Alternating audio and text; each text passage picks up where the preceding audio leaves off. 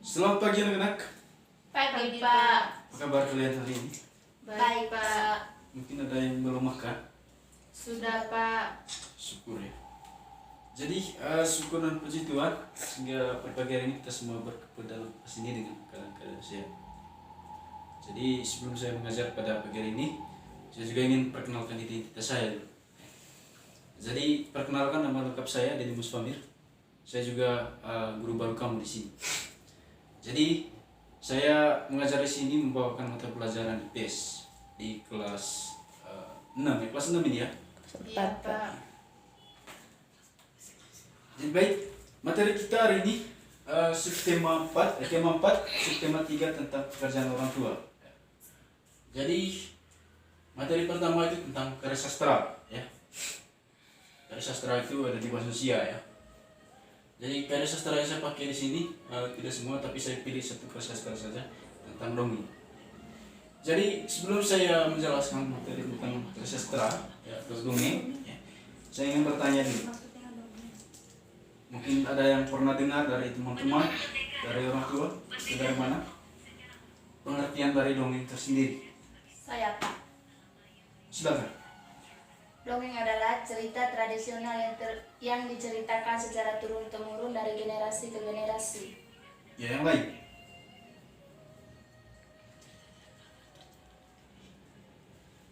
Tidak ada? Saya, Pak. Ya, silakan. Dongeng adalah sebagai suatu karya sastra lama yang berisi cerita luar biasa.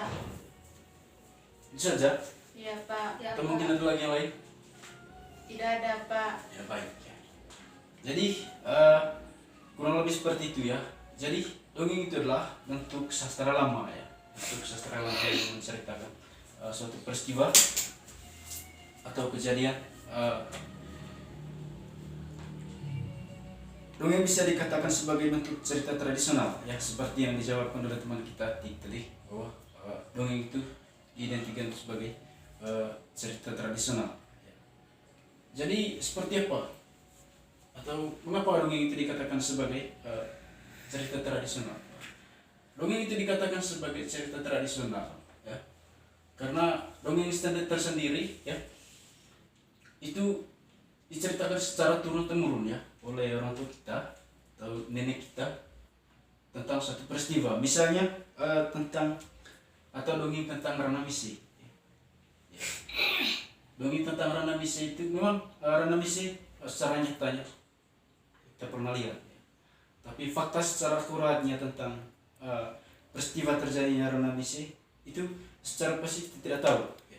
Ya, Pak. Jadi seperti itu. Jadi adapun struktur dongeng ya, yang pertama itu adalah pendahuluan ya. Pertama pendahuluan.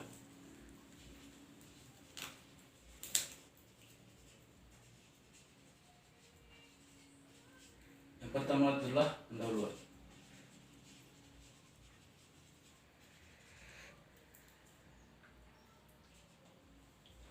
Yang kedua itu tentang isi ya, isi dongeng ya. Jadi isi dongeng itu dia menceritakan tentang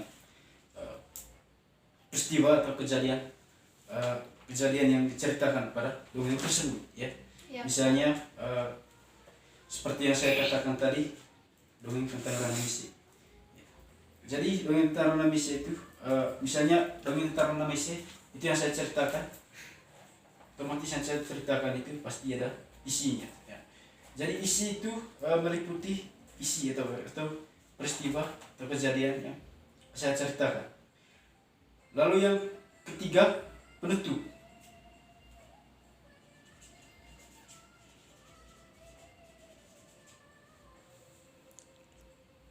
Yang keempat jalan cerita.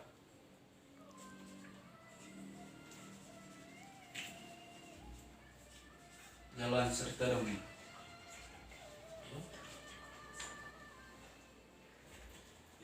Jalan cerita dongeng ini identikan kepada dia itu lebih kepada lebih kepada peristiwa ya, peristiwa atau kejadian pada dongeng tersebut. Lalu yang berikut tokoh ya, tokoh. Yang kelima ya, toko. Bukan toko-toko yang lain ya, bukan tulang daging atau tulang apa ya. Jadi ini adalah toko dongeng. Toko itu adalah kita bisa katakan orang yang berperan dalam satu dongeng tersebut. Misalnya dongeng tentang Rano Mese, misalnya yang berperan di dalam itu toko yang ada di dalam itu Astiana Kala misalnya. Ya, Pak. Jadi Astiana Kala itu bisa kita katakan bahwa yang berperan di dalam dongeng tentang Rano Mese ini Astiana Kala. Jadi Astiana Kala itu diidentikan sebagai toko ya, toko yang berperan. Lalu toko itu terbagi ya, toko itu terbagi dua. Yang pertama tadi toko ya, toko itu orang yang berperan ya, Iya Pak. orang yang berperan dalam suatu cerita atau dongeng ya, Iya, Pak. dalam suatu cerita atau dongeng.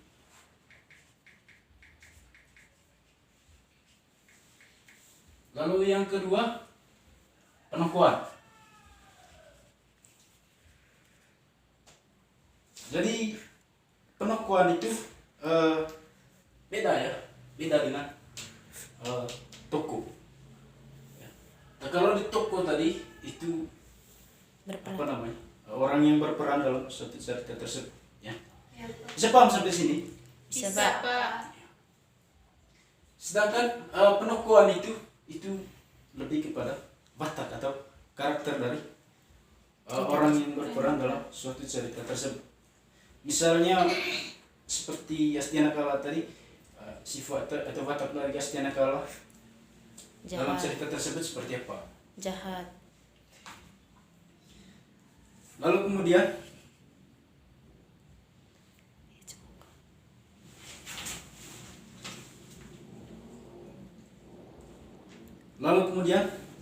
amanat ya, amanat ya.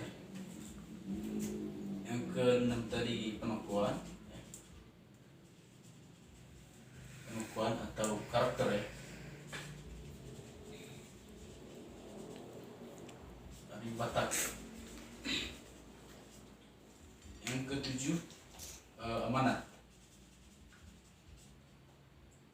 Jadi amanat itu berupa pesan atau pesan dari pengarang atau pesan dari sutradara yang membuat suatu peristiwa atau membuat suatu karya sastra. Jadi lanjut materi kedua, kita bisa tentang pengertian pekerjaan ya. Jadi sebelum saya lanjut ke materi yang kedua ya, saya ingin bertanya dulu tentang pengertian pekerjaan. Jadi apa itu pekerjaan? Mungkin ada yang tahu, silakan menjawab. Saya, Pak. Ya silakan. Pekerjaan adalah kebutuhan yang bersifat praktis untuk memenuhi kebutuhan-kebutuhan. Yang lain?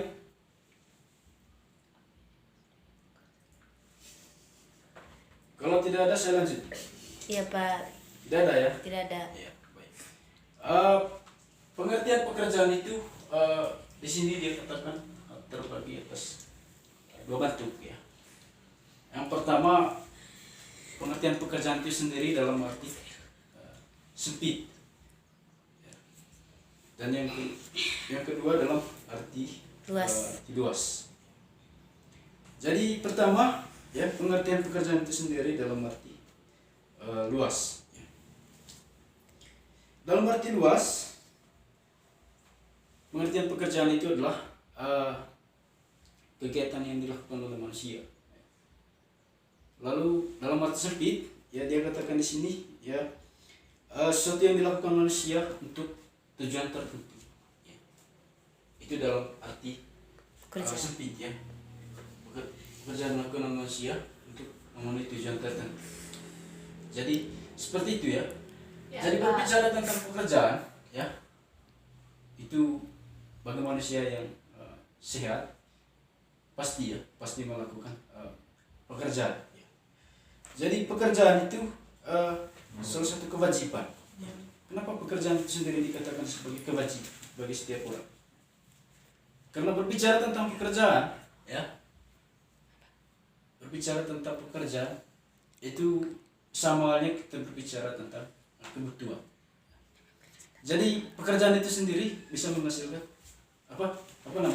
pekerjaan itu sendiri untuk menghasilkan sesuatu yang menurut manusia utuh. Ya, jadi seperti itu.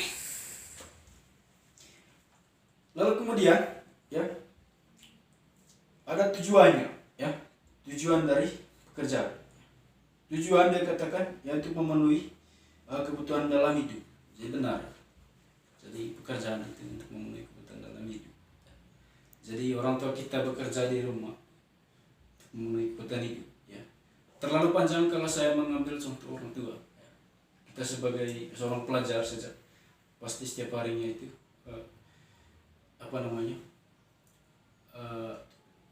kita datang sekolah untuk memperoleh tujuan. Apa tujuan kita datang sekolah? Tentunya tujuan kita datang sekolah itu untuk menimba pengetahuan.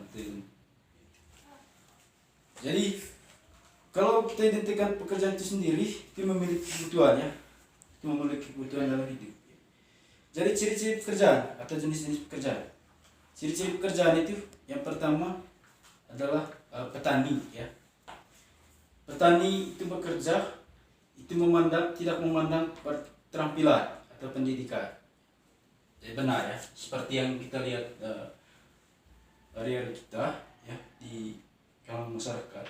Jadi petani bekerja itu tidak dilatar belakangi oleh yang dikatakan keterampilan, ya. Tidak dilatar belakangi oleh keterampilan dan juga pendidikan.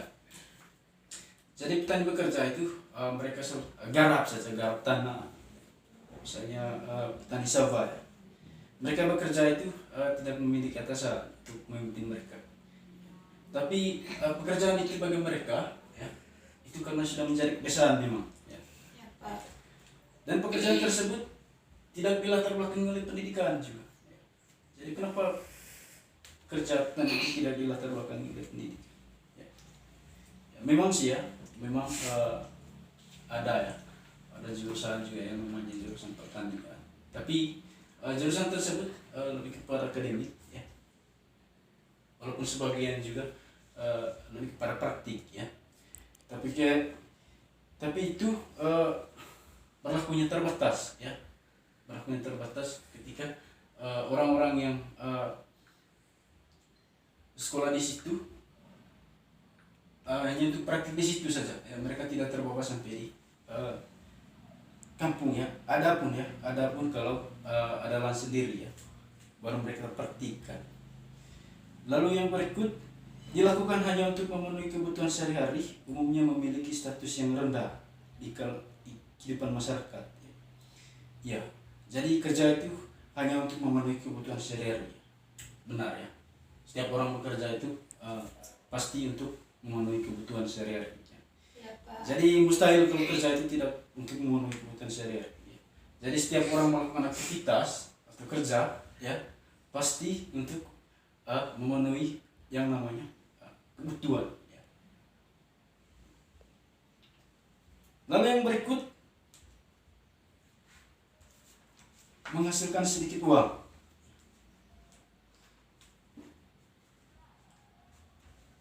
Lalu yang kedua, ciri-ciri pekerjaan yang kedua atau jenis-jenis pekerjaan yang kedua itu adalah nelayan, ya. Orang yang menangkap ikan di laut. Jadi bukan berarti orang menangkap ikan di bak itu dia itu nelayan, bukan, ya. Ya, Pak. Jadi jangan samakan nelayan dengan orang yang memiliki tambak itu. Jadi Ya, mereka Pak. itu bukan nelayan, ya. Jadi yang ketiga tukang, ya, tukang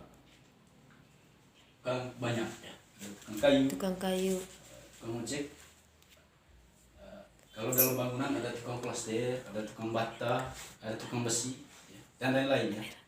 Jadi itu adalah contoh atau jenis-jenis tukang, ya. Ya, Pak. Jadi itu, ya.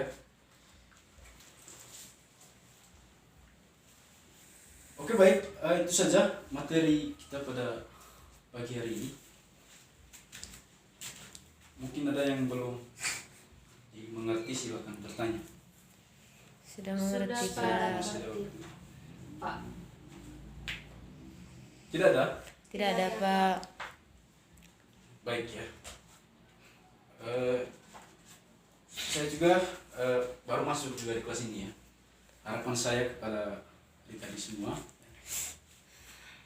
pulang sekolah perlu ya baca lagi, tahu, cari tahu sampai di kampung ya, tanya ke kakak ya, kakak saya ini ada belajar tentang dongeng karya sastra tadi, itu tentang dongeng, ada tentang pekerjaan ya, tanya itu ya, karena ini adalah sangat penting ya.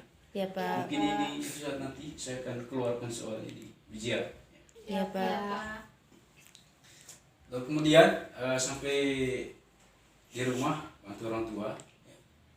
Main juga jangan terlalu ya. Boleh main lah ya, tapi main di yang dekat-dekat rumah saja ya. Lalu kemudian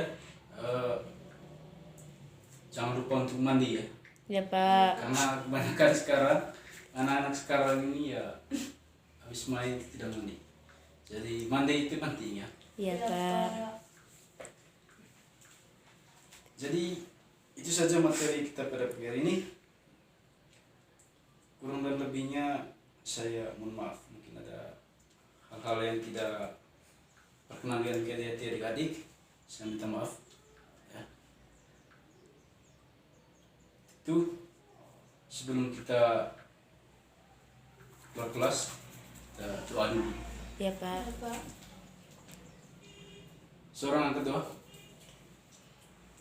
Marilah kita mengambil sikap doa dalam nama Bapa kami Yang ada juga dimuliakan namamu, datanglah kerajaan, carilah kehendak-Mu di atas bumi seperti di dalam surga. Berilah kami rezeki pada hari ini, dan ampunilah kesalahan kami, seperti kami pun mengampuni